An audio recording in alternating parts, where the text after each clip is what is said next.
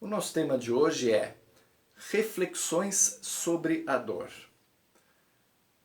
Notem que cada pessoa tem a sua maneira de sofrer. Cada um sofre de um jeito e aquilo que para uns pode ser extremamente doloroso, para outros pode não ser quase nada doloroso. Algumas dores que para nós pareçam insuportáveis, para outras pessoas essas dores já são quase que inexistentes e vice-versa. Então, é preciso pensar em nós, na maneira como nós nos relacionamos com as dores que vão aparecendo na nossa vida. Comecemos pelo mais simples, pelas dores físicas. Sabe aquelas dores fortes, agudas, como dor de dente, dor de ouvido, cólica renal, essas dores que, quando vêm, parecem assim insuportáveis? Então, a maneira como nós enfrentamos essas dores, se é que elas já apareceram na nossa vida, ela também diz muito sobre nós, como que nós estamos lidando com essa dor forte, quase que insuportável.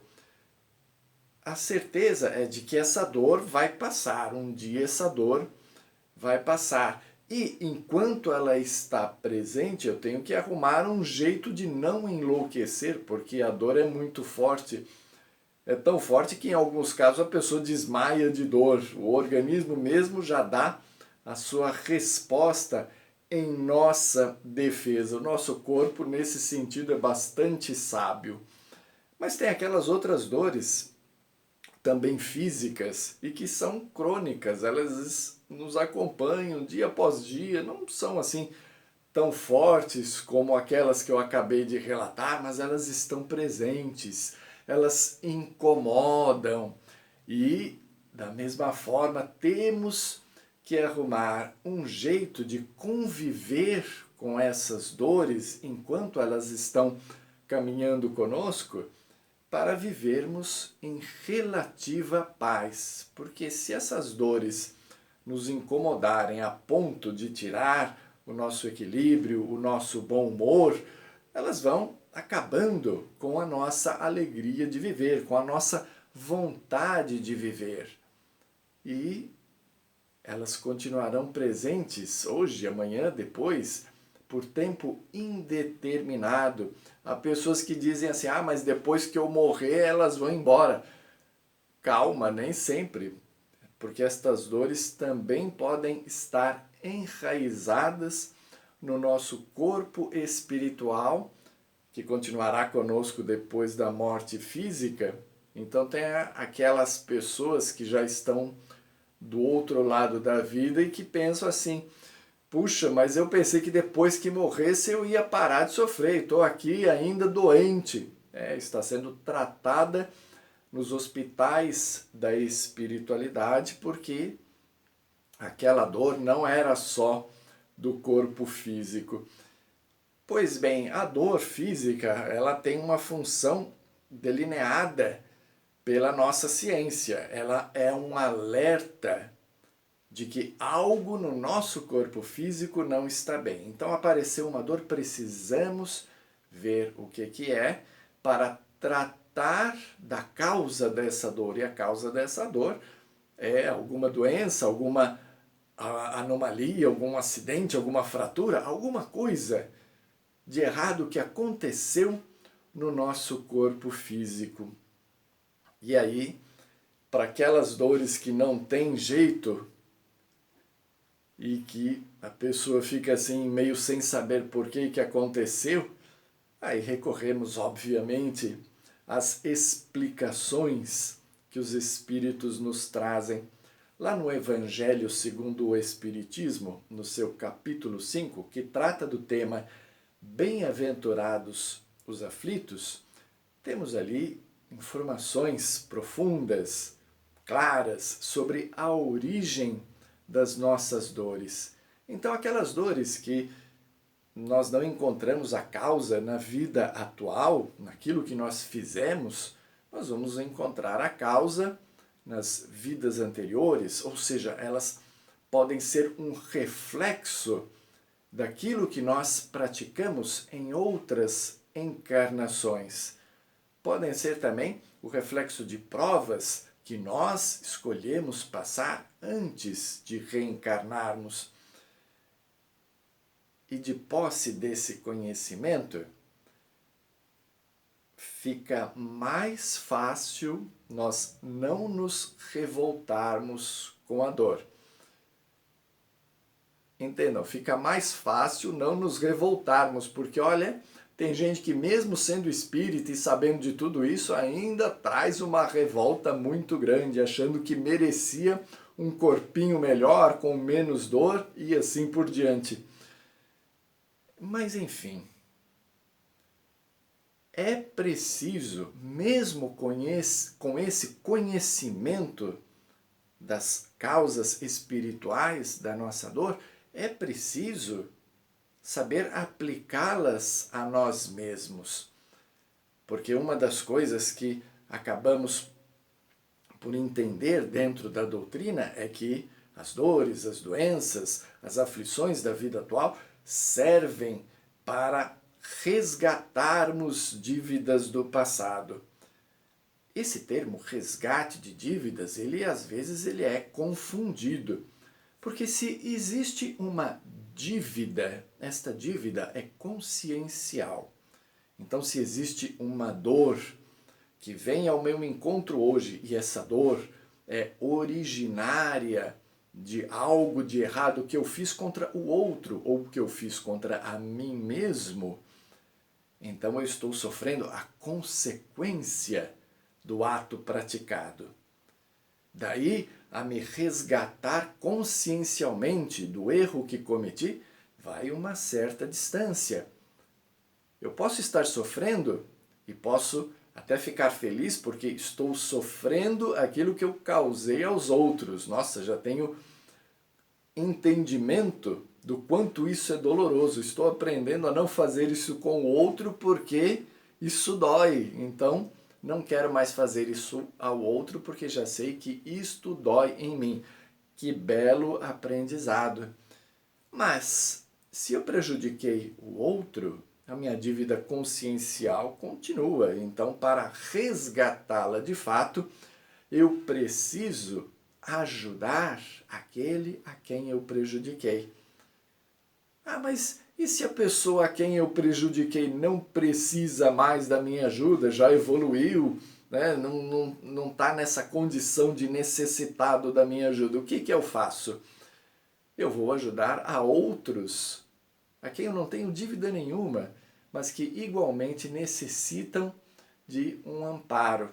É como se eu estivesse repassando o bem que eu quero fazer para alguém que necessita receber alguma coisa. Aí sim, eu começo este trabalho de resgate consciencial de fato. Através das dores e das doenças, encontramos ali a solução de muitos dos nossos problemas de lesões no nosso corpo espiritual. Através da doença física, das dores físicas, o nosso corpo espiritual vai expurgando o resultado das suas energias tóxicas condensadas ao longo dos tempos. E aí sim, uma vez sabendo sofrer, entendendo este processo, eu deixo no corpo físico o resultado das minhas intoxicações espirituais e deixo a vida física sem a doença. Mas, se eu permaneço revoltado com a dor, com a doença, eu levo comigo ainda o resultado daquelas e de outras intoxicações do espírito que eu mesmo estou continuamente criando. Então, vemos assim que o problema da dor, da doença, é um problema que diz respeito ao nosso livre-arbítrio, aquilo que pensamos, aquilo que sentimos e aquilo que fazemos. E aí a pessoa se tornando espírita, conhecendo esta questão da dor, muitas vezes ela se desvia do objetivo da dor, porque ela crê que a dor vai resgatá-la. Tem alguns que chegam até a competir para ver quem sofre mais. Não, eu estou sofrendo muito porque eu tenho assim dívidas do passado que eu estou bravamente resgatando. E aí nem procura o médico porque acha que se procurar o médico vai deixar de resgatar a dor. Não façam isso, tá? Não é uma decisão inteligente, porque se aquele mal não estiver no momento ainda de terminar na nossa vida, não vai ter médico que nos cure. Então procuremos a ajuda médica, a ajuda de que natureza for, para tentarmos resolver a nossa dor física, a nossa doença física. E temos também aquelas pessoas que querem competir com o outro. A pessoa chega, estou com uma dor de cabeça. Aí a pessoa fala, não, mas você não tem noção da minha dor de cabeça, porque a minha dor de cabeça, ela é pior do que tudo, porque ela pega aqui, depois vem para cá, vem aqui para trás, fica aqui em cima, ela envolve o rosto e pega o pescoço. A pessoa faz questão de dizer que sofre como se aquilo fosse um troféu. Não é um troféu, tá, gente? É algo a ser tratado. Combinado? Mas estamos falando de dores físicas como se só fossem essas que nós sofrêssemos, né? Temos as dores morais, as dores da alma. No Evangelho segundo o Espiritismo, eles se utilizam desse termo, né? As dores morais. Entendamos como as dores do espírito, as dores da alma, as dores internas, que muitas vezes são muito mais cruéis, muito mais dolorosas do que aquelas que nos afetam o corpo físico. E, igualmente, a presença dessas dores é um recado de que algo não vai bem. Não necessariamente no corpo físico, porque muitas vezes também ela evolui e acaba influenciando o corpo físico com uma rapidez espantosa. Mas, com toda certeza, é algo que não vai bem no nosso íntimo, na nossa alma, algo que precisa ser tratado. E a variedade de dores da alma é muito grande. Então temos a dor da partida, alguém se foi porque morreu ou se foi porque viajou para um país distante, mas era alguém que eu gostava de ter ao meu lado, ter aquela convivência diária, é alguém com quem eu permutava diálogos e energias salutares. Vou sofrer quando esta pessoa partir? Naturalmente que vou. Por quanto tempo eu vou sofrer? O quanto que este sofrimento desta partida vai me afetar, vai afetar o meu equilíbrio íntimo. E aí, se isto permanece me desequilibrando por tempo indeterminado, eu preciso tratar a questão do apego. Entender que, enquanto uns partem, outros permanecem. Entender que aquele afeto que temos permanece pela eternidade, porque é um afeto do espírito, há apenas um distanciamento temporário. Enfim, para cada dor moral haverá uma solução de ordem espiritual para entendermos e trabalharmos em nós. E notemos que neste campo somos capazes de criar muitas dores que não eram para estar conosco, mas elas estão porque alimentamos algumas insatisfações.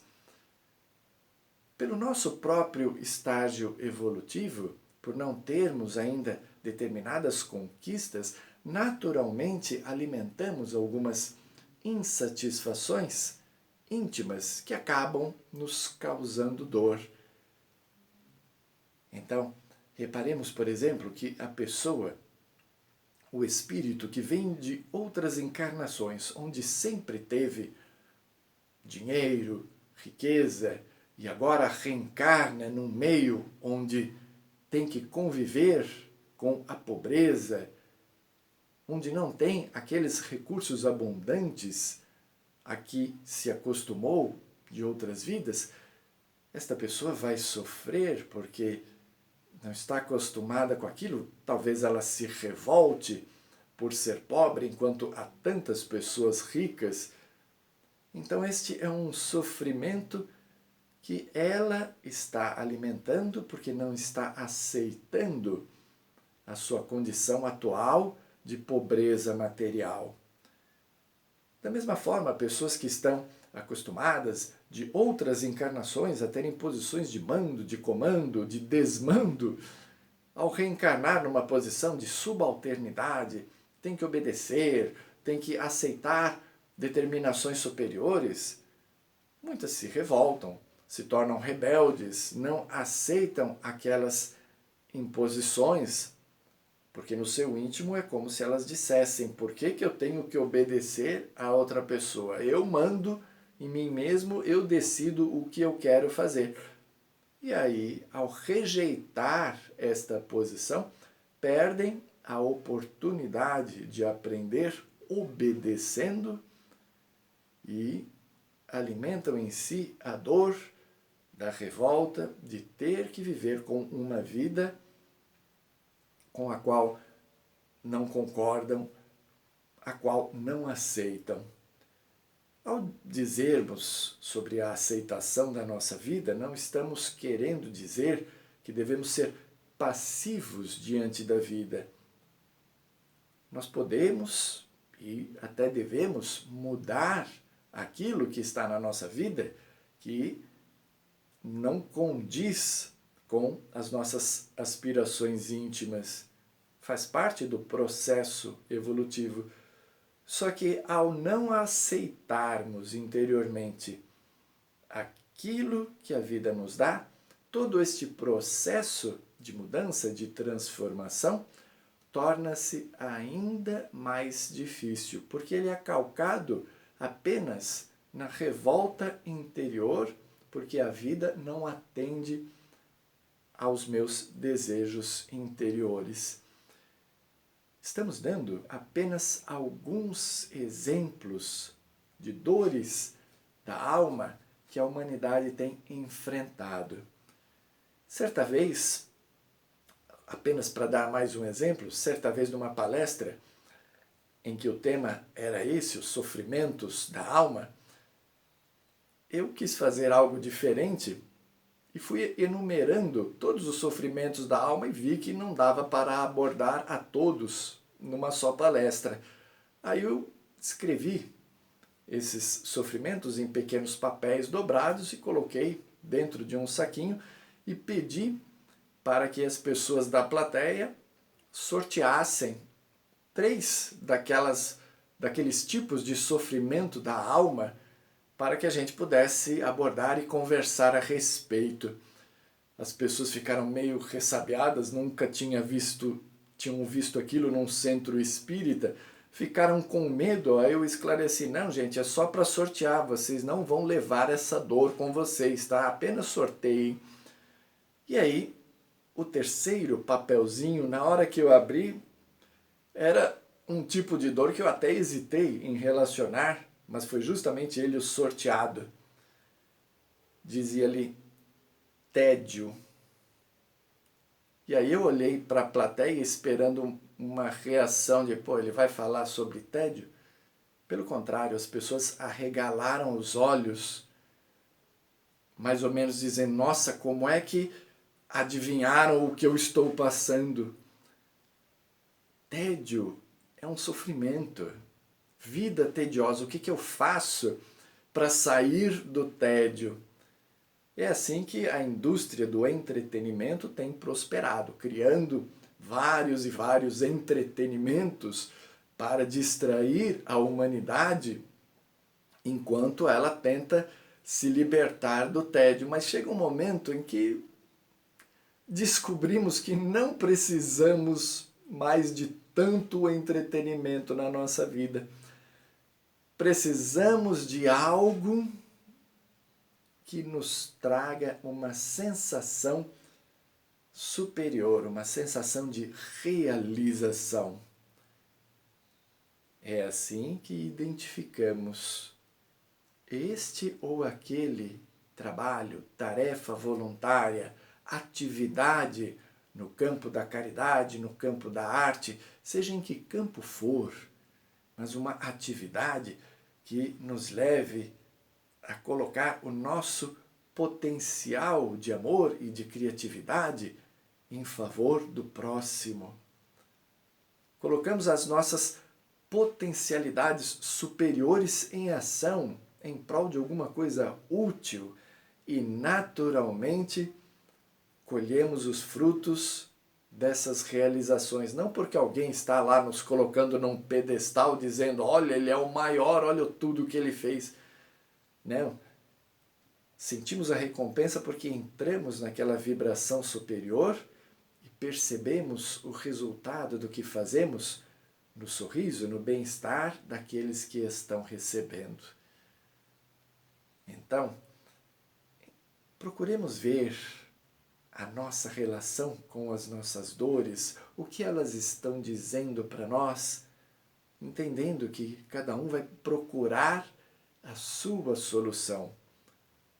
Cada um de nós tem essa tarefa, o que fazer para superar as minhas dores da alma. Porque as dores do corpo, olha, o que não falta é remédio. Mas as dores da alma, além das terapias e dos terapeutas que tentam nos ajudar, esta é uma tarefa nossa. Somos nós nos curando efetivamente daquilo que ainda trazemos no nosso lado inferior. É uma cura gradativa e constante e que nos leva sempre a uma situação melhor do que aquela que desfrutávamos antes. Que Deus nos abençoe nesse processo.